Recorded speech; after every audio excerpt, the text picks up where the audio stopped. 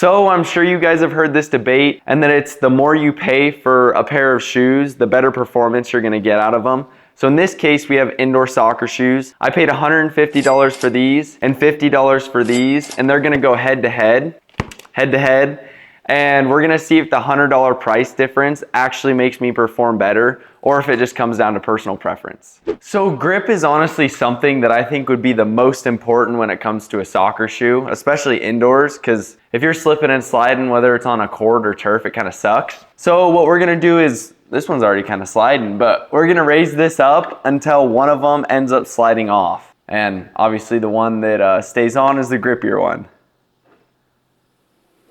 Wow, actually that was pretty even. We need to do that again.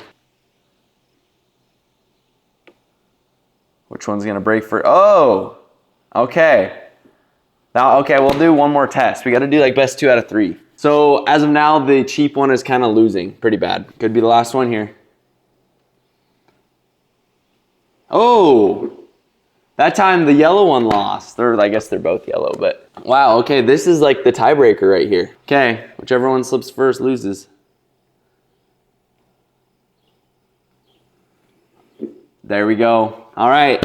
Looks like the more expensive one did take the win, but it honestly was pretty close because this one won 1 round and this one won like, what, 2 or 3? And they do have way different stud patterns. Like this one's got like a, I don't know, back on the heel, it's got like what would you even call that? Like a cheese grater looking texture. And then up on the toe, it's got these little like popping bubbles that you would have on like the top of like a fountain drink, you know? It's kind of satisfying to squish, I'm not gonna lie. And then this one's got just, I don't know, kind of like a wavy pattern, pretty basic, but this one definitely looks a lot cooler. Comfort's by far the most important thing for me when I'm playing indoor soccer, because I want to be able to play for a couple hours and my feet not feel like they're cramping or blistering up. So now what we're gonna do is I'm gonna run a mile in each pair of shoes, and I'm gonna see which one hurts my feet less. All right, I'm starting off in the $150 shoes, and these things are not broken in whatsoever, and they're stiff as a brick. So we're gonna see how well we can do. Dang, I can speed walk this too. All right, so we're at the half-mile mark. So far, the shoes aren't too bad, as long as you're running on your toes. I wonder how they are running backwards. Ah, not a good idea. Do not do this. Okay. Oh. Our first mile is done.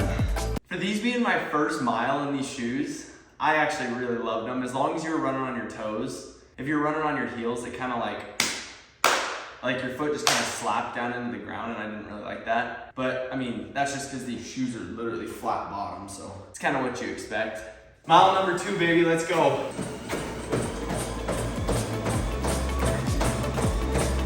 I'm at the half-mile mark, and these things are so bad. I'm regretting doing this.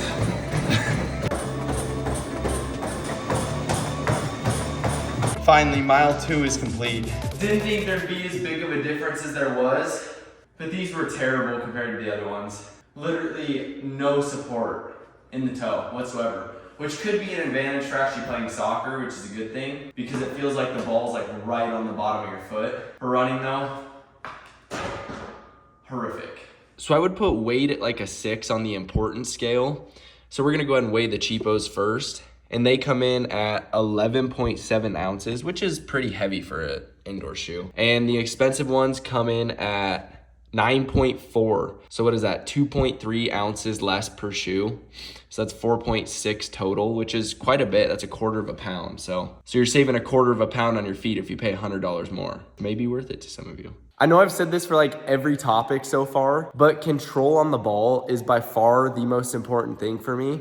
So I'm willing to sacrifice a little bit of comfort if I feel like I have a better touch on the ball.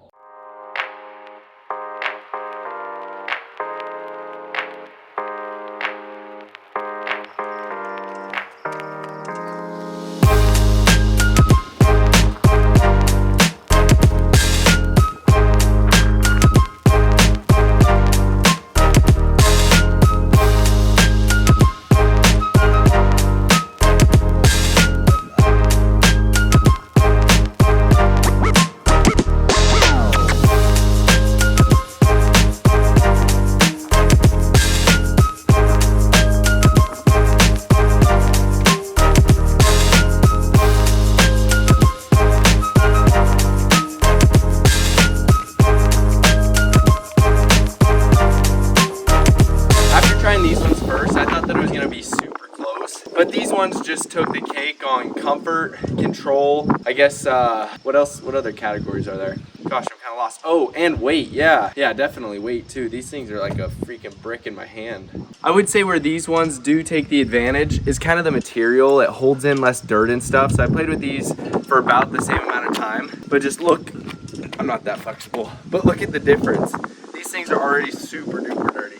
But I mean, not that that really matters, because I mean, you're gonna get them dirty anyway if you're using them a lot. So I would say that hands down, expensive does beat cheap. There might be some really small differences between the two, but overall, I would definitely say that expensive wins. This wind is terrible, but I really appreciate you guys for watching, and I'll see you in the next video. Peace.